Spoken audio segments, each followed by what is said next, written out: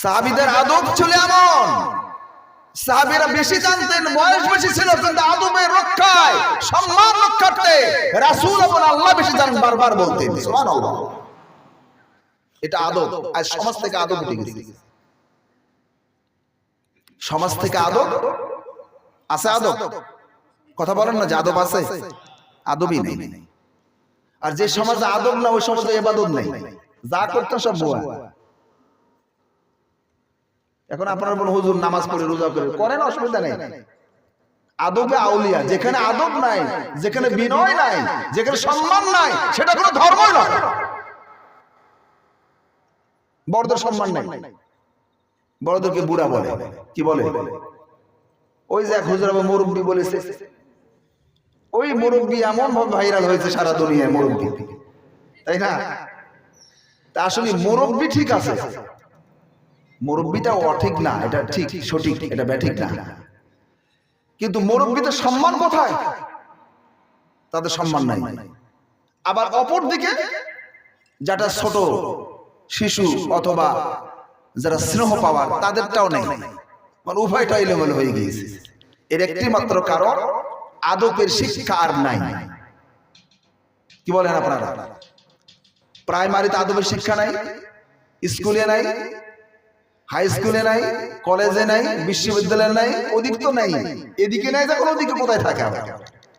এমনকি অনেক মাদ্রাসাও নাই। আপনারা আবার বলবেন মাদ্রাসার বিরুদ্ধে না, বিরুদ্ধে না, আদবের বিরুদ্ধে। তাহলে আল্লাহ রাসূল সাল্লাল্লাহু আলাইহি ওয়াসাল্লামের কাছে যখন আয়াতগুলো নাযিল হলো, আল্লাহ রাসূল বললেন, তোমাদের কাছে একটা সংবাদ এসেছে বিশ্ববাসীর জন্য, দুনিয়াবাসীর জন্য, মুমিনদের কাছে, মুসলমানদের কাছে সফলতা। সুবহানাল্লাহ। সাহাবীরা বলেন, ইয়া রাসূলুল্লাহ, হাবিবুল্লাহ, সফলতাটা কি? বলছে আল্লাহ রাব্বুল আলামিন 10টা মেসেজ দিয়েছেন। এই 10টা মেসেজ যদি কোনো মুমিন মেনে নেয়, কোনো মুসলিম মেনে নেয়, সফলতার সাথে আল্লাহ তাদেরকে জান্নাত দিবেন।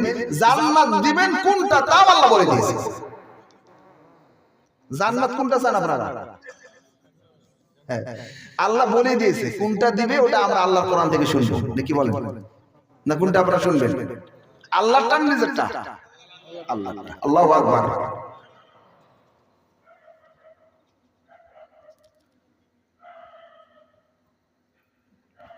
আল্লাহ রাব্বুল আলামিন বললেন, ও বিশ্ববাসী শোনো, ও দুনিয়ার মানুষ শোনো, ভালো করে কান পাতায় শোনো, আমি রব্বুল আলামিন তোমাদের জন্য সফলতা দিলাম। قد أفلح المؤمنون, মুমিনদের জন্য সফলতা। ওই সমস্ত মুমিন সফল কাম। আল্লাহ কোন সমস্ত মুমিন? মুমিন তো সবাই দাবি করে, নামাজ পড়ো মুমিন বলে, নামাজ না পড়ো মুমিন বলে। আল্লাহ পাক বললেন কোন সমস্ত মুমিন সফল কাম? আল্লাযীনা হুম ফি সালাতিহিম খাশিউন।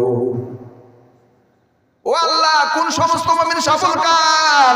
আল্লাহ জানায় দিলেন যে সমস্ত মুমিন নামাজ পড়ে বিনয়ের সাথে। সুবহানাল্লাহ বলেন। সমস্ত মুমিন সফল কাম নয়। বাপ মুমিন, দাদা মুমিন, কিন্তু মুসলমান দাবি করে বাপ ছিল মুমিন, দাদাও মুমিন ছিল, তারপর দাদাও মুমিন ছিল, কিন্তু মসজিদের ধারে কোনোদিন যায় নাই। আছে না? সারা বছর 2টা ঈদের নামাজ ওটাও পড়ে না। আবার লজ্জা রক্ষার্থে আবার যায় ঈদের মাঠে কোন রকম লজ্জা ঢাকার জন্য। না গেলে মানুষ কি বলে, আমার দাদা যেহেতু মুমিন ছিল, পর দাদা ছিল, বাপ ছিল।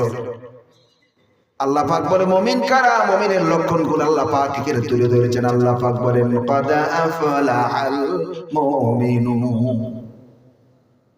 ওই সমস্ত মুমিন সফল কাম, সফলতা অর্জন করেছে। ও আল্লাহ কোন সমস্ত মুমিন? আল্লাহ পাক বলেন আল্লাযীনা হুম ফি সালাতিহিম খাশিউন,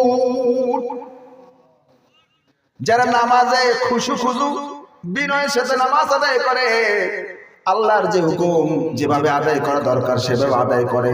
আপনারা যে মসজিদ বানিয়েছেন কিসের জন্য? কিসের জন্য বলেন? নামাজের জন্য। এই নামাজকে প্রতিষ্ঠা করতে গিয়ে সাহাবীদের প্রাণ দিতে হয়েছে, রাসূলের দান্দার মোবারক শহীদ হয়ে গিয়েছে। আর আমরা সে নামাজ খামোকা ছেড়ে দিই। আল্লাহ পাক বললেন ওই সমস্ত মুমিন সফল কাম যে সমস্ত মুমিন নামাজে বিনয়, নামাজের ভিতরে খুশু খুশু থাকবে। নামাজ এমন ভাবে আদায় করবেন মনে করবেন আমার জীবনের শেষ নামাজ, এটাই শেষ নামাজ, এরপরে আর কোনোদিন সময় পাবে কিনা, এটাই নামাজের শেষ আমার জীবনের শেষ মনে করে আল্লাহকে হাজির নাজির জেনে নামাজ আদায় করবেন। আল্লাহ পাক বলেন যদি নামাজ পড়ো তোমরা সফলতা অর্জন করতে পারবা। শেষেরটা আমি একটু বলে দিতে তাহলে আর ক্লিয়ার হবে। ও আল্লাহ এগুলো যদি মানি 8টা অথবা 10টা নির্দেশনা সাথে মানে কি পাবো? সুবহানাল্লাহ বলেন। আল্লাহ পাক বললেন উলাইকাল্লাযীনা ইয়ারিসুনাল ফিরদাউস, আল্লাহ পাক বলেন উলাইকা হুমুল ওয়ারিসুন,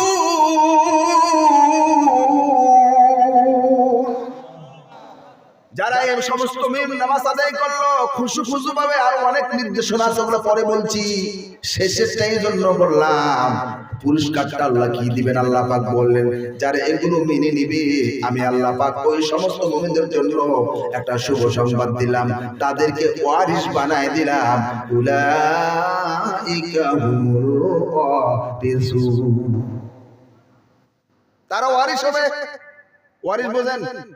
ওয়ারিস কখন হয়? ওয়ারিস কখন হন? বাপ বাইস থাকতে না মরার পর? মাশাআল্লাহ, এটা ভালো। কোরআনে আল্লাহ বলেছে বাপ মরলে ওয়ারিস হয়, কিন্তু এখন আগে বেটাকে দিয়ে দেয়, আবার হজে যায়, আছে না? মুরব্বি, ওই যে আবার মুরব্বি বলতে হলো, মুরব্বি হজে যাচ্ছেন, কি করছেন? বলছে হুজুর হজে তো যাবো, কিন্তু জমা জমিগুলো কি করবো? মেয়ে আমার 2টা, ছেলে 2টা, জমিগুলো ছেলেদেরকে একটু দিয়ে যায়, যদি কিরণ আসতে পারি,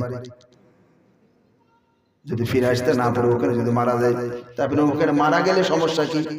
জমি তো আছে, ফারাজ আছে, কোরআন আছে, মেয়ে পাবে মেয়ের জায়গা, ছেলে পাবে ছেলের জায়গা। বলছে হজে যাচ্ছি, বলছে আমার মনে হয় আমার দৃষ্টিতে নয়, কোরআনের দৃষ্টিতে, ইসলামের দৃষ্টিতে তোমার হজে যাওয়ার দরকার নাই, তোমার মতো হাজি আল্লাহ দেখতে চায় না।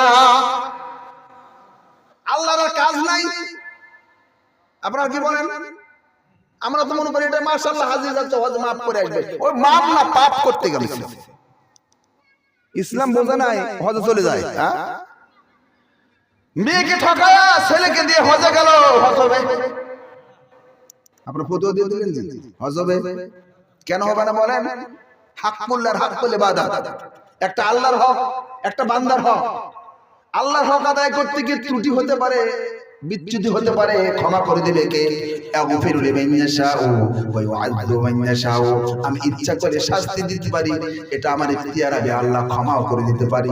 সুবহানাল্লাহ। কিন্তু বান্দার হক যদি আদায় না হয় তোমার ক্ষমা নাই।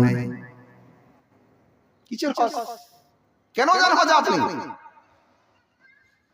আল্লাহ পাক বললেন যারা এই সমস্ত নির্দেশনা মানবে আমি রব্বুল আলামিন তাদের জন্য একটা শুভ সংবাদ দিলাম। উলাইকা হুমুল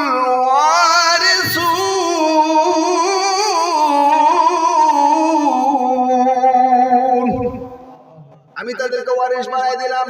ওয়ারিস মৃত্যুর পরে, আল্লাহ মৃত্যুর পরে ওয়ারিস হবো কিসের?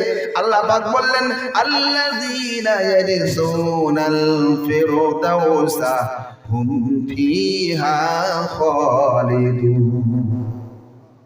যেটা আপনারা চাইছেন ওটাই আল্লাহ দিবে। সুবহানাল্লাহ বলেন। নির্দেশনা কয়টা? 8টা, 10টা অথবা 8টা। আল্লাহ পাক বলেন ওই সমস্ত মুমিন সফল কাম, ক্বাদ আফলাহাল মুমিনুন।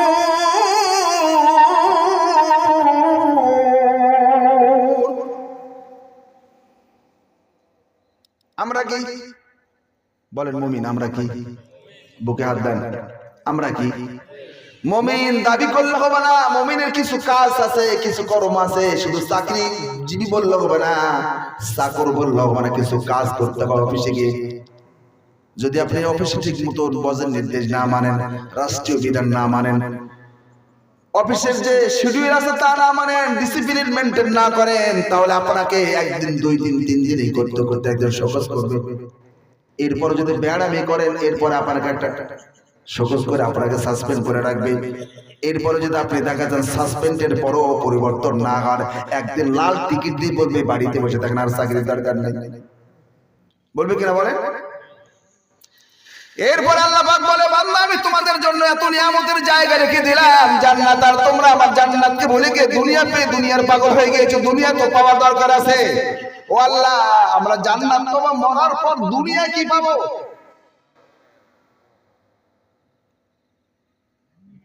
আল্লাহ মরার পর জান্নাত, মরার আগে কি ইবাদত করলে মরার আগে কি পাবো? ঠিক কিনা বলেন?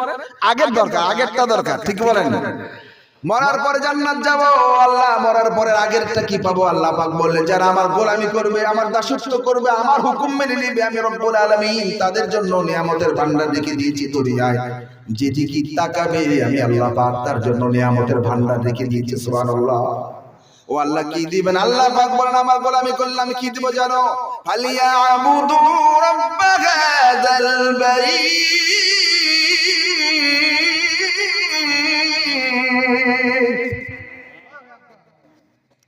আমার গোলামি যারা করবে আমি রব্বুল আলামিন তাদের জন্য একটা নিয়ামত দুনিয়াতে রেখে দিয়েছি। ফালিয়াবুদু রাব্ব হাযাল বাইত। যারা আমার গোলামি করবে, কার গোলামি? কাবার মালিক আল্লাহ। কাবার মালিক কে? কাবা ঘর চিনেন? চিনেন না? কাবার মালিক আল্লাহর যিনি গোলামি করবেন, ফালিয়াবুদু রাব্ব হাযাল বাইত। আল্লাহ পাক বলে, আমার যারা গোলামি করবে আমি রব্বুল আলামিন তাকে দুইটা পুরস্কার দেব দুনিয়ায়। প্রথম পুরস্কার হলো ফালিয়াবুদু রাব্ব হাযাল বাইত আল্লাযী আত'আমাহুম মিন জু' ওয়া আমানাহুম মিন খাউফ। প্রথম পুরস্কার আল্লাহ দিবেন কি? খিদার সময় খাদ্য দিবেন। কথাটা কার? জোরে বলেন। আল্লাহর কথা মিথ্যা?